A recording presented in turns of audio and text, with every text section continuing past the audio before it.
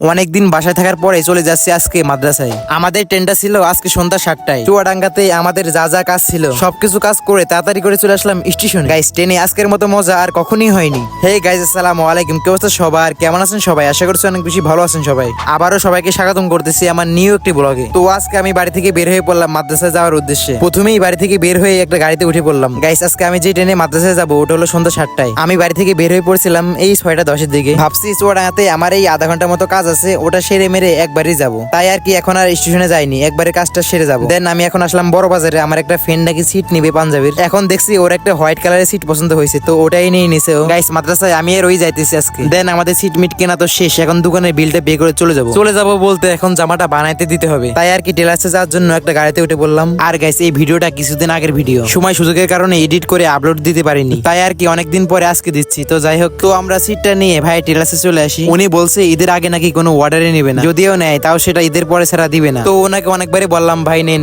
ঈদের আগে একটু দেওয়ার চেষ্টা করেন। পোলা পাইন তো ঈদ আসার কারণে জামা বানাই, তাই না? যদি ঈদের আগে সেটা না পায় তাহলে কেমন হয় বলেন? যাই হোক, অনেক বলার পরে বললো রেখে যাও, পরে দেখা যাবে। তো আমরা এখন আবার ওখান থেকে একটা গাড়িতে উঠে এখন চলে যাচ্ছি স্টেশনের দিকে। আর গাইস, একটা কথা না বললেই নয়, চুয়াডাঙ্গাতে এত গরম ভাই রে ভাই, টিকাই যায় না গরমের জেলায়। মানে এখন কম বেশ সব জেলাতেই গরম আছে, কিন্তু চুয়াডাঙ্গার মতো এত বেশি না। যাই হোক, এখন আমরা স্টেশনে চলে আসলাম। এখন আর কি অপেক্ষা করতেছি ট্রেনের জন্য। ট্রেনটা কখন আসবে? এখন বাজে হচ্ছে 6টা 40, আর একটু পরেই ট্রেন আসবে। আর গাইস, বলাই হয়নি আমরা চুয়াডাঙ্গা থেকে কোথায় যাবো। এখন আমরা চুয়াডাঙ্গা থেকে ডাইরেক্ট যাবো আমাদের কুষ্টিয়া মাদ্রাসায়। আজকের গন্তব্য আমাদের কুষ্টিয়াতেই শেষ হবে। তো ওই যে আমি আর সামির স্টেশনের পাশে দাঁড়াইছিলাম অনেকক্ষণই, আমরা নাই শুধু অনেক মানুষই আছে এখানে দাঁড়িয়ে আছে, সবাই ট্রেনের জন্য অপেক্ষা করছে। তো যাই হোক, ট্রেন চলে আসলো। ওই যে একটু একটু ট্রেনের আলো দেখা যাচ্ছে। আর আমাদের কাছে ছিল এরকম একটা বস্তা, সব সামিলের কিতাব ছিল এখানে। গাইস, সব থেকে কষ্টের বিষয় হচ্ছে এটা টানতে গিয়ে এত কষ্ট হয়, জান বেড়ে যায় একবার। তো আমরা এখনই ট্রেনে উঠে পড়বো, আর দেরি করবো না, তাড়াতাড়ি করে উঠে পড়তে হবে ট্রেনে, আর নয় জায়গায় পাবো না পরে। তো এই যে ট্রেনে উঠে পড়লাম। ট্রেনে ওঠার ভিডিও আর করা হয়নি আজকে। আমি সবসময় মাদ্রাসায় এই ট্রেনে যাই, কারণ হচ্ছে এই সময় অনেক যাত্রী কম থাকে সন্ধ্যা 7টায়, এটাই। যাই হোক, আমাদের ট্রেনটা চুয়াডাঙ্গা স্টেশন থেকে ছেড়ে দিয়েছে। বিশেষ করে রাতে চুয়াডাঙ্গা স্টেশনটা পার্সোনালি আমার কাছে অনেক বেশি ভালো লাগে, এই জন্য মাঝে মাঝেই চুয়াডাঙ্গা স্টেশনে এসে সময় কাটানো হয়। যাই হোক, ট্রেনের বাইরের ভিডিও আজকে তো আর করতে পারছি না, কারণ রাত্রে অন্ধকারের মধ্যে আর কিভাবে করবো। ট্রেনে সিট পাইছিলাম অবশ্যই, কিন্তু আমি বসি নাই, কারণ বসলে তো আর ভিডিও করা হচ্ছে না। তো যাই হোক, কতক্ষণ পরে একটু বসছিলাম। আর আমি ট্রেনে এখান থেকে এখানে গেলে বসি না, মানে বসতে ভালোই লাগে না। কিছুক্ষণ পরে আমরা চলে আসলাম পুরাদা স্টেশনে। তো ওখানে আমি একটু লাভলাম, কারণ হচ্ছে প্রচুর গরম বাইরে ভাই, তাই পানি কেনার জন্য নিচে আসলাম। নিচে এসে একটা দোকানদারকে বললাম আমাকে তাড়াতাড়ি করে হাফ লিটার পানি দেন। তো উনি তাড়াতাড়ি করে দিয়ে দিয়েছিল পানিটা। যে গরম পড়তেছে, পানি ছাড়া চলা যায় বলেন? তো পানিটা নিয়ে আর দেরি করলাম না, তাড়াতাড়ি করে আবার ট্রেনে উঠে পড়লাম, কারণ ট্রেনটা এখনই ছেড়ে দিবে। তো আমরা অনেকক্ষণ পরে ভেড়ামারা স্টেশনের কাছাকাছি চলে আসলাম। তো এখন আমরা লেবে যাবো। লাভার জন্য সব রেডিমেড হয়ে নিচ্ছিলাম। আমাদের এই কষ্টটা হইতো না, এই বস্তার জন্য একটু কষ্ট হয়ে গেছে। তো যাই হোক, ব্যাপার না। আমি ভিডিও করতেছিলাম, পাশ থেকে একটা চাচা বলছে ভিডিও পরে করো, বস্তা কেটানো। আমি বললাম চাচা শুধু বস্তা টানলে হবে না, ভিডিও করতে হবে, বুঝছেন? তো আমাদের যে বস্তাগুলো আছে ওগুলো ট্রেনমেন যাওয়ার পরে ওই পারে নিয়ে যাইতে হবে। তো কিছুক্ষণ পরে ট্রেনটা ছেড়ে দিল স্টেশন থেকে। তো আমরা এখন বস্তা নিয়ে চলে যাবো। বস্তাটা তো একলা ধরাই যায় না, দুইজন নিয়ে যাইতে হবে।